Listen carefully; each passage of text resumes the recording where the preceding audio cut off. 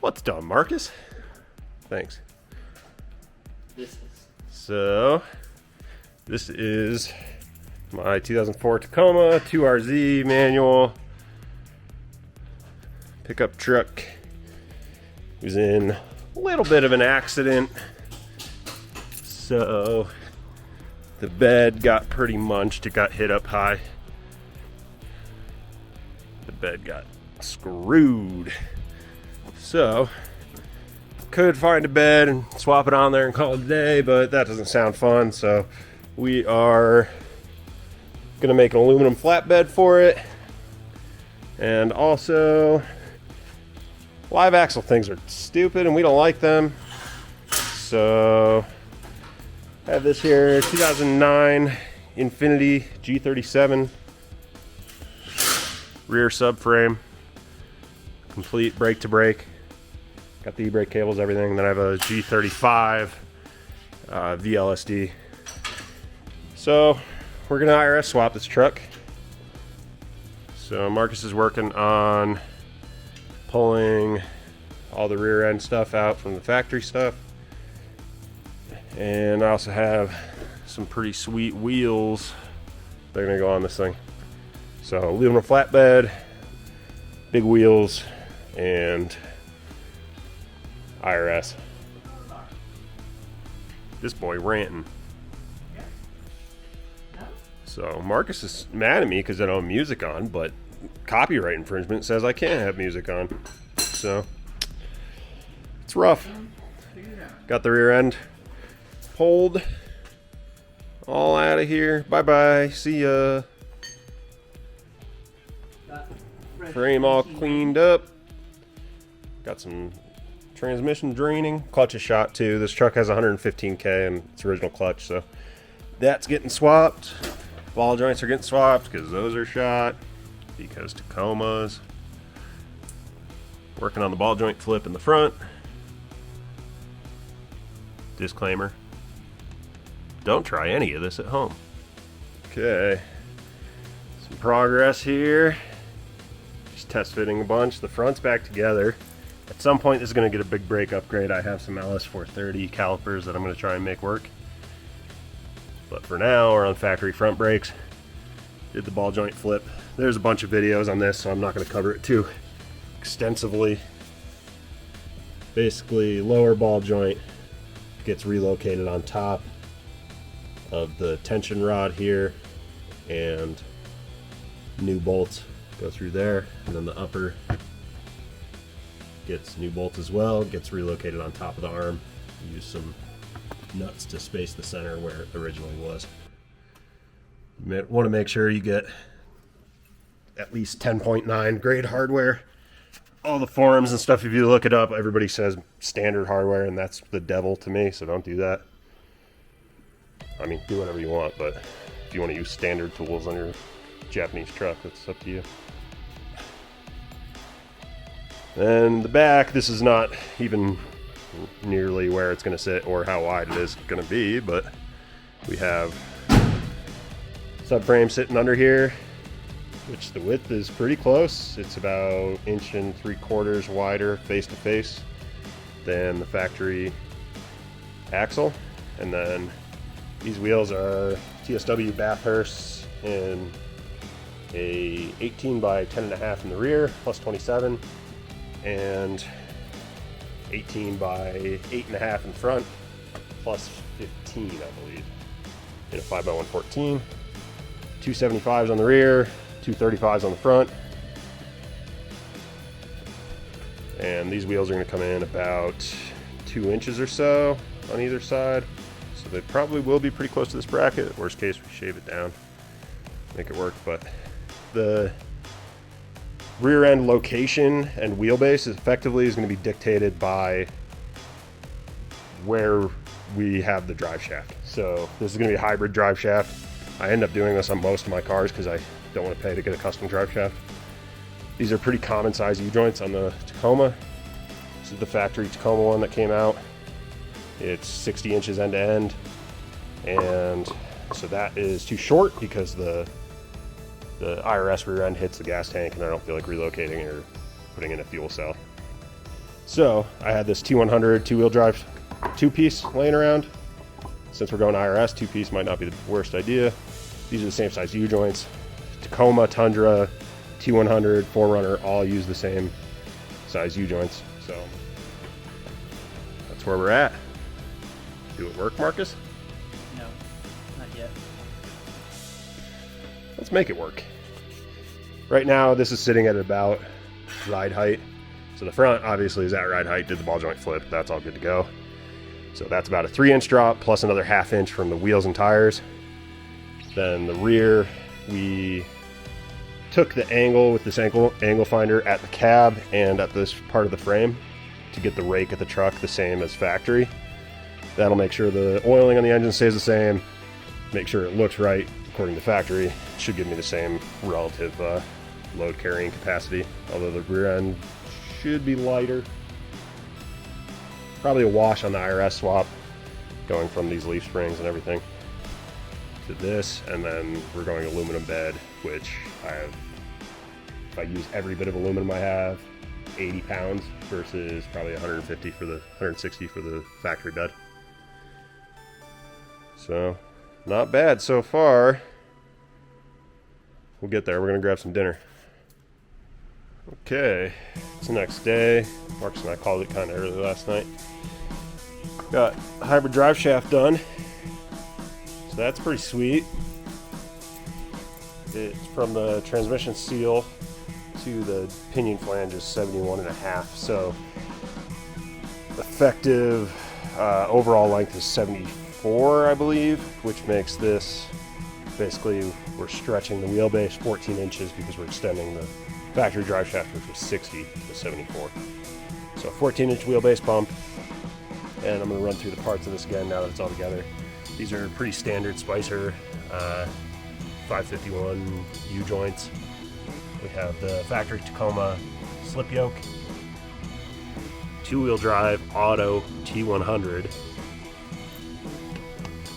front half, and center support bearing. Then to 94 Nissan pickup, extended cab auto V6 D21, rear half, and rear pinion flange, also from that D21. So the one downside of this would be direct bolt-in other than fabbing up a center support bearing, except for the fact that this bolt pattern is exactly the same as the G35 and G37. And it's possible there's a pinion flange out there that would work as a bolt-in, but the only issue with this is this center bore here is about 1/2 inch bigger than the one on the diff itself. So what we're gonna do, since I have access to a lathe, one of my other friends, Kyle, works at a machine shop, and let me machine some stuff every once in a while when I need it. So what we're gonna do is pull this pinion flange off and bore that out to the size. Just chuck this up in the lathe and bore that out to the size of the drive shaft. The only concern with doing that in this scenario is the flange itself is fairly thin, and if I went full depth, it wouldn't have much material left to actually hold the pinion flange onto the diff. So I'm only going to machine about 2 mil out and bore that out, and that should keep it nice and centric. I'm going to have to take this drive shaft to get it balanced, but I'll do it up in Salt Lake. There's a really good place called GRS Drivelines. If you're ever in Salt Lake and need driveline stuff, they're the best in Salt Lake. So that's where we're at. The rear end is positioned right where it should be. I just measured everything out. I'm going to double, triple, quadruple check wheelbase and make sure it's even side to side. Make sure we're centered in the truck, because that could cause issues, obviously. So we got to be dead center on the frame of the truck. We have to be wheelbase exact, same across the truck. 4 corners diagonally across the truck. Everything has to measure out perfectly. At least close enough to get an alignment done and everything be straight. So that's the only other stuff I gotta verify before I start fabbing. This drive shaft actually works out really well. The center support bearing is basically right here, just past this cross member. So I'm gonna make a mount that comes off that cross member for the center support. Keep everything dead even down the middle of the truck. We should be good to go. And then we'll also be adding bracing. This is the spare tire mount. That's coming out because that's bolt in. I'll be adding kind of a cross brace in here on the factory frame. It should be more solid than the factory truck by a long shot. So should be plenty strong. For the G35s, G37s is basically the front mounts on the subframe are about pretty dang close to 2 inches lower than the rear mounts. 1.5 to 2 inches. So what I have is 3-inch 3x2 square stock, 1/8 wall there. I welded the studs, the factory studs, into the top washers there that originally were just like slide fit with a O-ring. And then those are welded to the square stock, and then this is welded to the frame. This is right where the rear leaf mount was actually, so if that gives you an idea of how far back we moved everything. And then the front, same deal, welded all around, but this is 5-inch stock, but I countersunk the washer a 1/2 inch in there, so that I could actually weld on the inside. That turned out pretty good. So this is actually a 4.5 inch drop on the frame here. So 4.5 in the front, 3 in the rear. And then to negate any racking potentially of the square stock, I could plate in the sides. I might still do that. But I have 1/8 wall tube going to the frame up here. So that's fairly close to the front of the leaf spring mounts. I'm going to leave those here for now because I'm going to probably bolt toolboxes to this thing. So might be helpful for that. So yeah, that's should be plenty solid enough for that. The rear, I'm going to add a little triangular gusset there to prevent any racking in the rear. And this should be as strong or stronger than any of the factory stuff. So should be solid. I'm going to drop it back down, bolt it up. There. It's progress, but it bolts up nice. Wheelbase is dead on, dead center across the side, left to right. Measured diagonally, front to back, forward, everything. It's within a 32nd of an inch.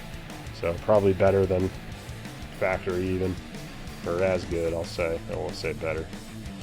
Better than it was, considering it was out by a 1/2 inch.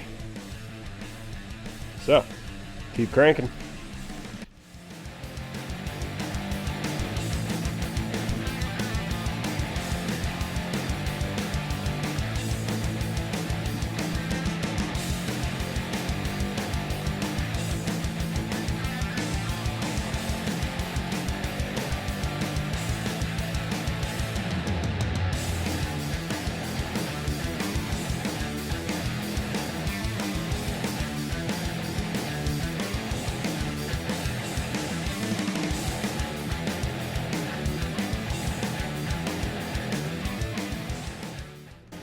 Okay, about ready to put the IRS in for hopefully the final time. I got my cross bracing here all set.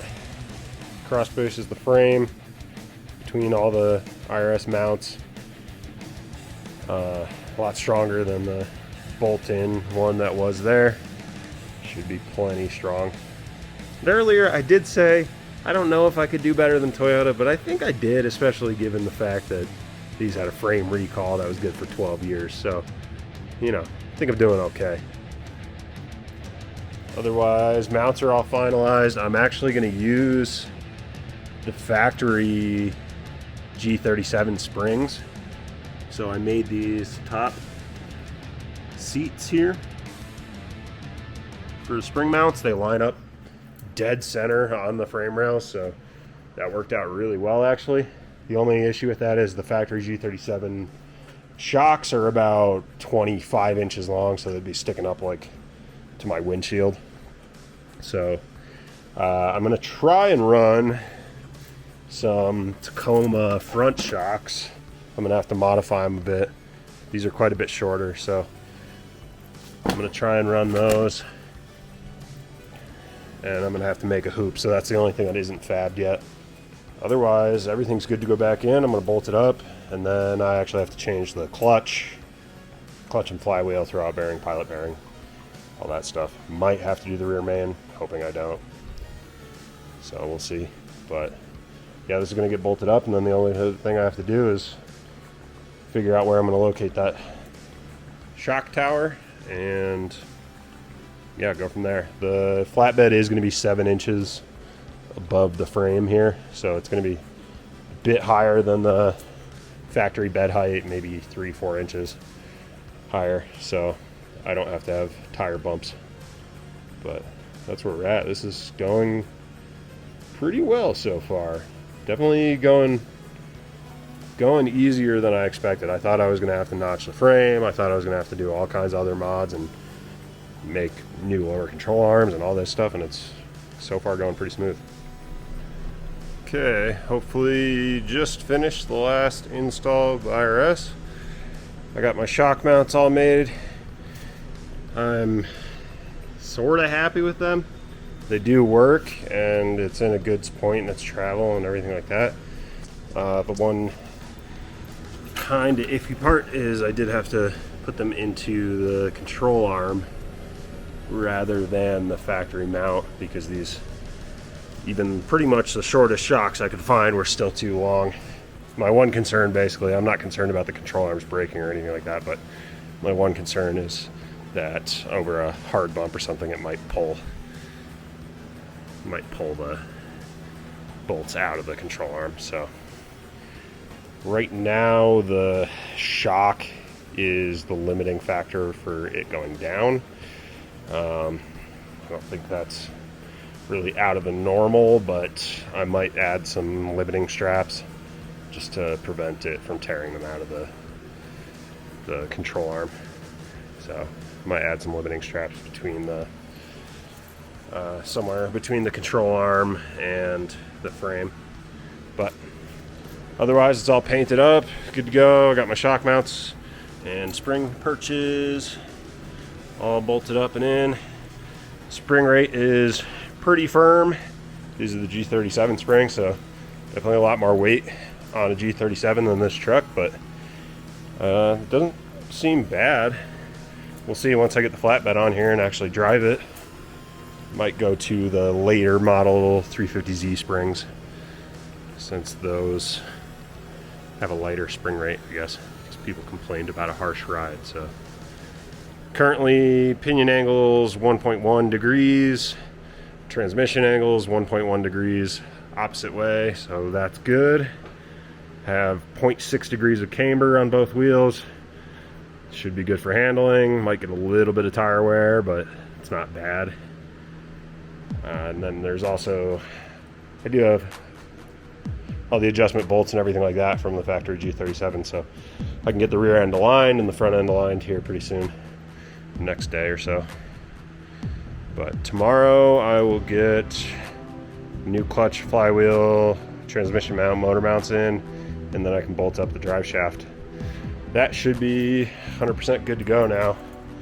I machined this flange, bored it out a little bit more so it fits this perfectly. So this drive shaft should bolt right in. Once I get it balanced, shouldn't have any vibrations or anything like that, so we'll see.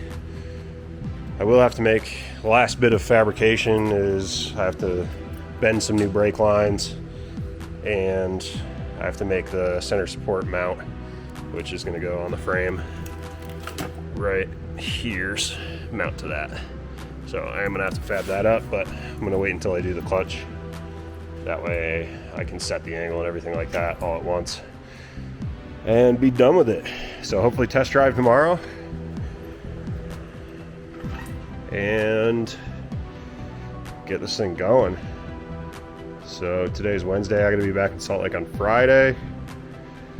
I have today to finish up the fab stuff, hopefully get a test drive in later today, and then Thursday to build the flatbed, or at least the main structure of it, and deck it in and grab my tools and go up Friday. So we'll see. A lot of work left to do. All right. I'm not above admitting when my plans are a little overly ambitious. This might have been. So I gave myself 4 days. I'm supposed to be back in Salt Lake today. Today is day 5. I think I'm going to get it done today. Well, I'm for sure going to get it done today because I got to be back up there to sign my lease on my new shop. But this is where we're at.